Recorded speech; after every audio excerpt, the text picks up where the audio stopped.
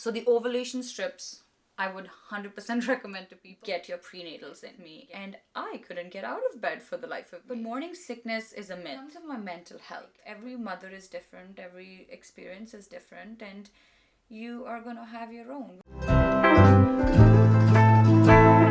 Hello everyone, my name is Anmol Minhas and welcome to my channel.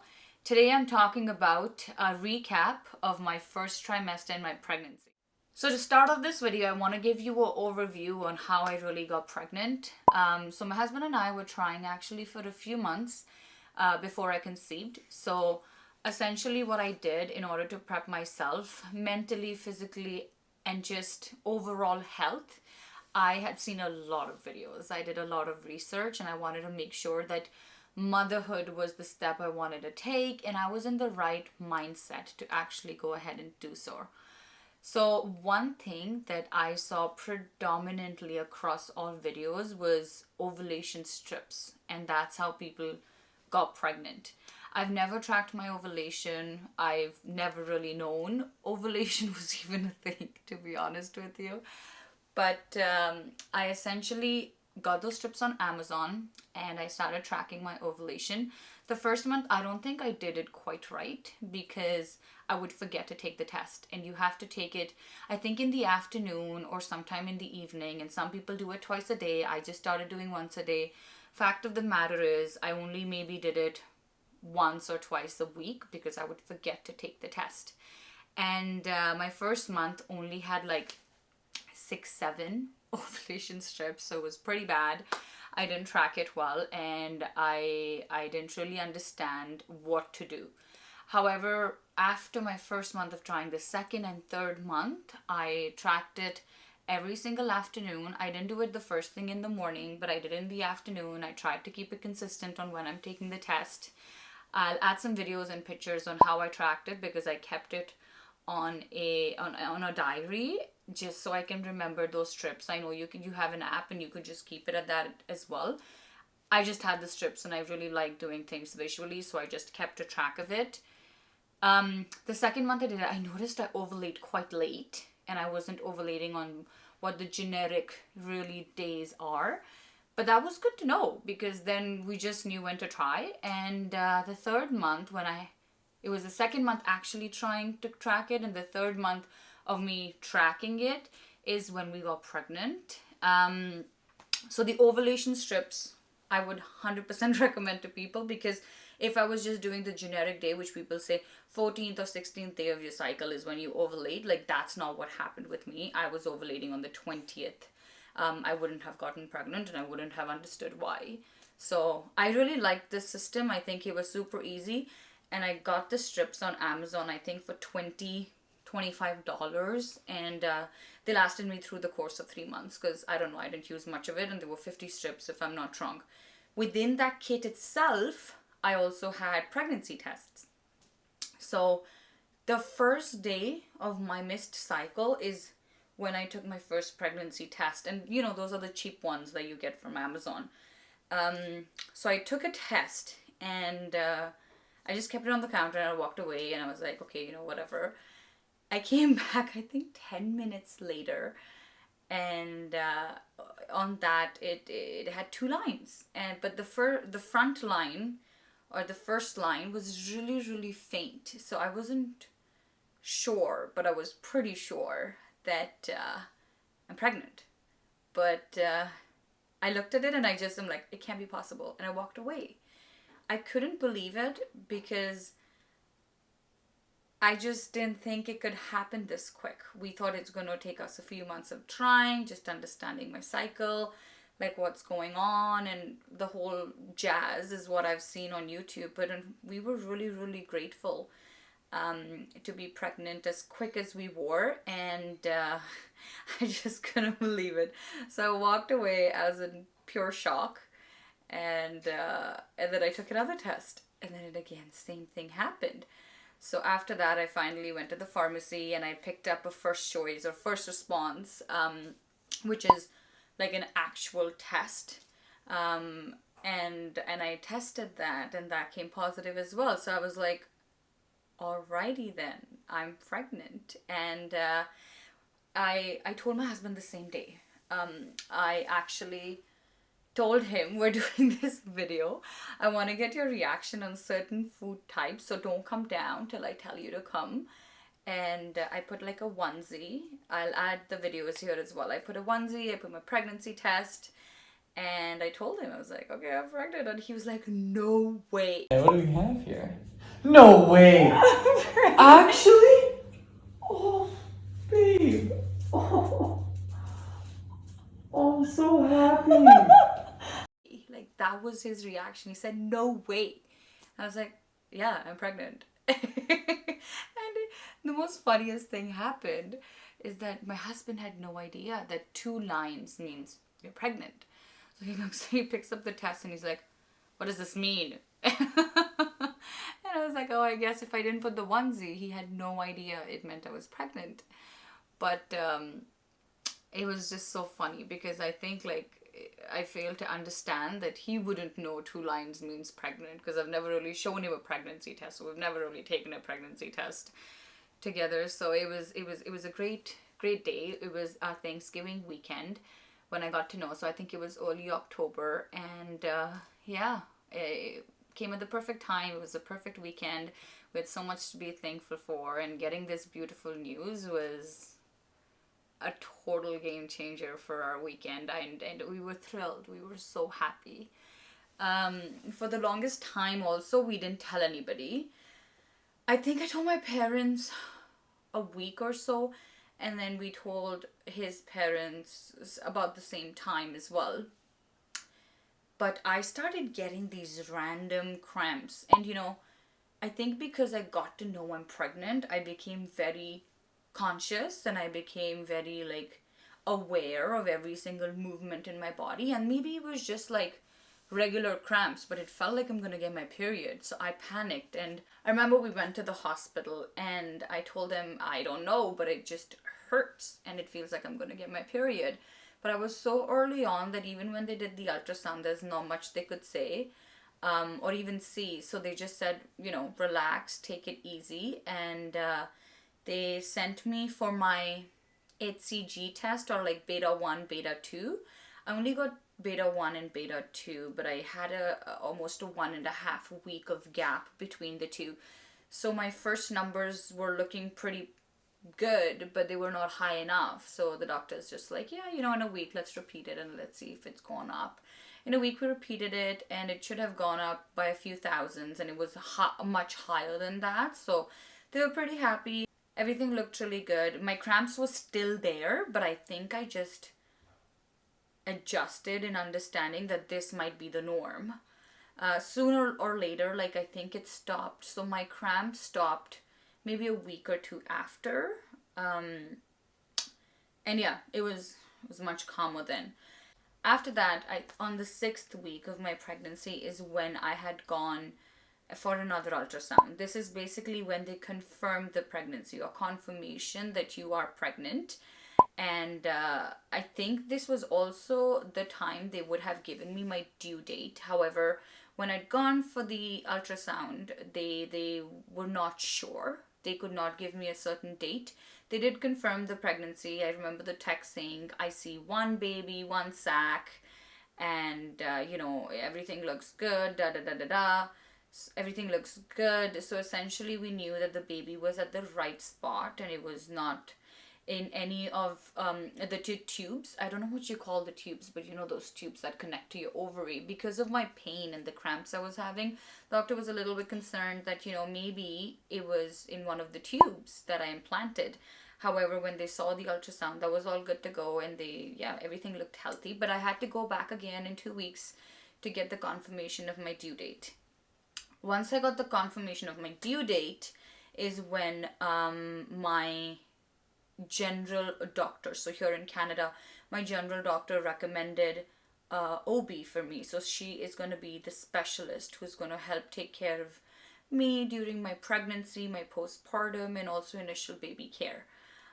So a recommendation was sent, a confirmation of pregnancy was sent, the due date was confirmed, and then I waited approximately 2 months to get my first appointment. So by the time I saw my OB, I had already been like 18 to 20 weeks. And it was right before, I think 18 weeks if I'm not wrong. And but the meet and greet was lovely. She was awesome, and I really liked her. I really liked all the staff that was there. The hospital is a 1 minute drive from our place, and that's where she delivers with a team of 12 other doctors. So it put me at a very comfortable space and a comfortable spot. Prior to that, all the treatments or like the checkups that I had to have on a monthly basis, I went to my general doctor. So now, right off the bat, when I got to know I was pregnant, I had seen some videos and they told me just get your prenatals in, get your folic acid in, get your prenatals, get your folic acid, and also, if I'm not wrong, it was DHA that I had seen. I started taking a prenatal. I started taking a DHA, but I really, really couldn't swallow them. So the prenatal I was taking was 100% organic. It was made of whole foods, vitamins, minerals, and the whole package. But I could not swallow it. I could not smell it. I could not be near it. The sight of it would make me puke. It was really, really tough. The DHA, in fact, had a strawberry flavor to it. I couldn't do it. I just couldn't do it. And I tried so hard, and I would always throw up taking my prenatal, but it was really, really challenging, and I just couldn't do it for the life of me. And then I was taking folic acid separate as well because my prenatals didn't have enough folic acid. And however, like when I had my first appointment with my general doctor, I told her I cannot have these prenatals. So she actually recommended a prenatal to me, which was called Pregveit. Now, here in Canada, apparently this prenatal is the best. You take a morning pill, which is pink, and then you take a night pill, which is in blue. So the pink pill actually has higher iron, vitamins, minerals, folic acid, and the night pill has more higher calcium. Two things that you need to take a lot in your pregnancy is going to be iron and calcium. So it's really good that the prenatal keeps it separate, because every time you're taking your iron, you don't want to add calcium with it because the iron absorption reduces. It is what my doctor had told me. So this prenatal had no smell whatsoever. So it was a lot easier for me to swallow. And on top of that, it was covered in my insurance. So I get insurance through work, and I didn't have to pay anything for those prenatals, whereas the first prenatal I bought, I think it was $60 or $70 for 30-day supply that I had purchased. And I don't mind paying that money, but it's really wonderful when it's covered in your insurance, and it was great quality, recommended by my doctor. So I started taking those prenatals. Another advantage of taking Pregveit was that I didn't have to take folic acid on the side. I just that had the enough quantity required for a pregnant individual, and yeah, it just worked great. So I had to take 2 pills, pop them in, and good to go. Another thing that happened on my first appointment was my general doctor had done a lot of blood work. So they were just making sure I had all the vitamins, minerals, and they also did some chickenpox vaccines and things like that. There were a few things added to it, and everything was healthy, everything was normal, except I had low iron. I had an extreme iron deficiency. So another thing she added with my prenatals was a supplement, an iron supplement. I'm taking Ferment, or I'm not sure what the name is, but it's a capsule I take every day, and that's on top of my prenatal, is what the doctor had recommended.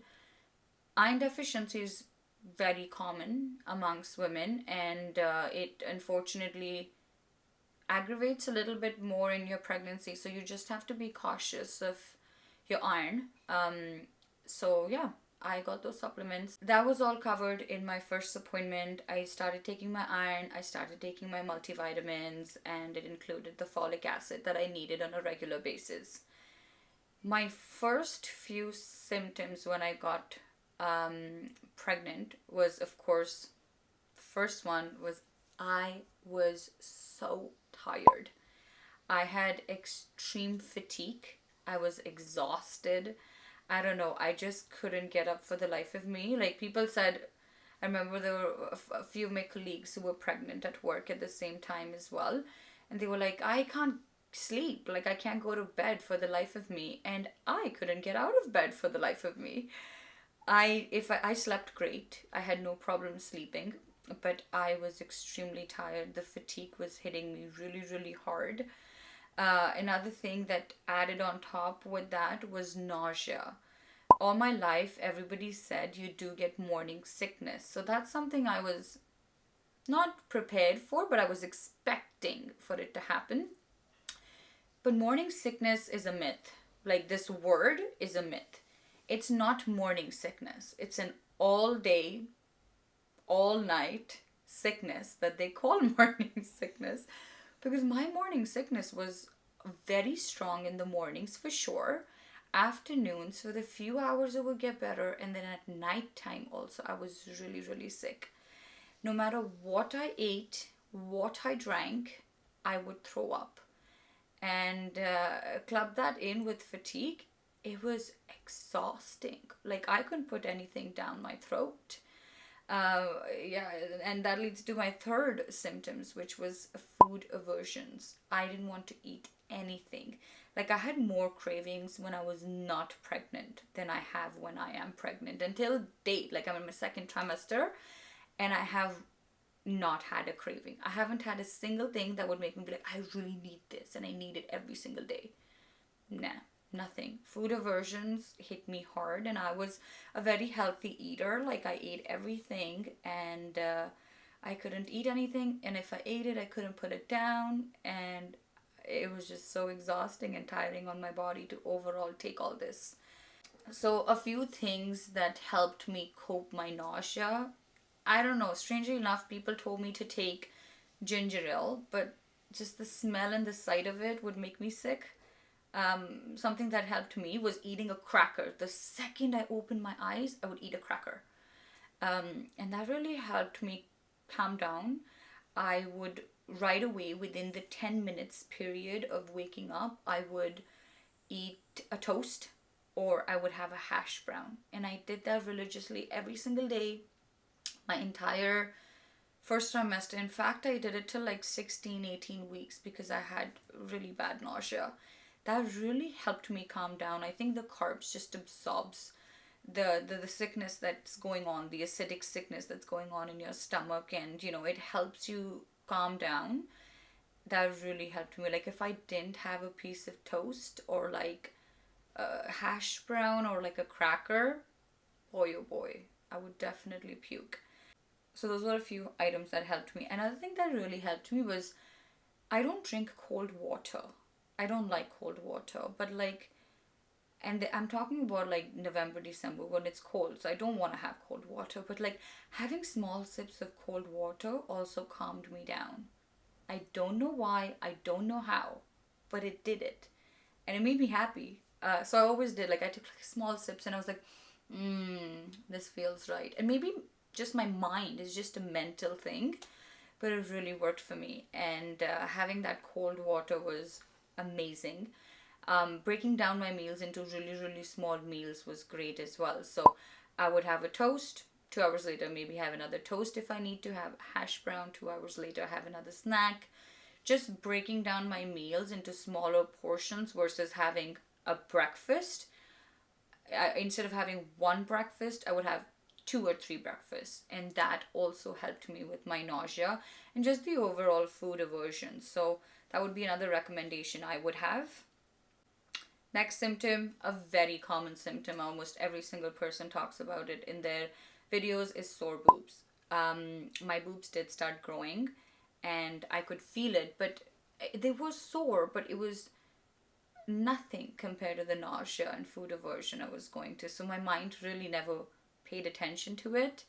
It was happening, it was there, but it was painful to a certain degree. It was uncomfortable. Actually, painful is not the right word. I think it would be uncomfortable, but there were bigger things I was dealing with. There were bigger issues. So like this didn't really bother me, but yes, definitely another symptom for sure.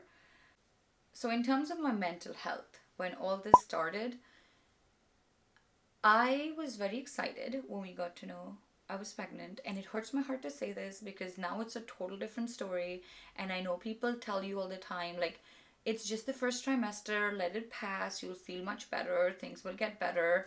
But when you're in that situation, you can't really see that, because it feels like I have forever been puking, and that's all I do. All I do is puke. And then you see women around you, and you see people online on TikTok, and they're just so strong. So I've always felt until date I do that there are women that make pregnancy look easy, but to me it wasn't. I was really missing myself. I was missing just who I was, the energy I had, the routine I had, the workspace, and just my overall health. Sometimes when people even told me, "Oh, congratulations, you're pregnant, you're expecting," and they would be so happy and excited for us. And I would smile and say thank you, but inside I would be like, I don't know. I don't know if I'm happy yet. And I don't know if this is what it is. Like, if this is how all my months are gonna go. And it was tough. It was mentally very exhausting. It took a definite mental toll on me. But and I one thing I did, I actually took pictures of 18 weeks, 20 weeks, and so on and so forth. And then I've taken a 24-week one just last week. And when I was taking that, I noticed, I'm going to add the pictures up here. I noticed that 18 weeks, I was not the happiest. And you can see it in the picture. 20 weeks, I was okay. I was doing, sure, yeah, I'm pregnant, great, da da da. 24 weeks, I'm like, let's go, baby, let's go. And that confidence was there. And I can see it in the pictures. And I also started accepting my body changing, which was a huge thing for me. It took me a few months to accept that my body is going to change. It took me a few months to accept that things are going to get better because I couldn't see the light at the end of the tunnel. So if you're in the same boat and if you feel like this first trimester is just not ending and like the nausea is there, I know everybody is going to tell you it's going to get better, it's going to get better.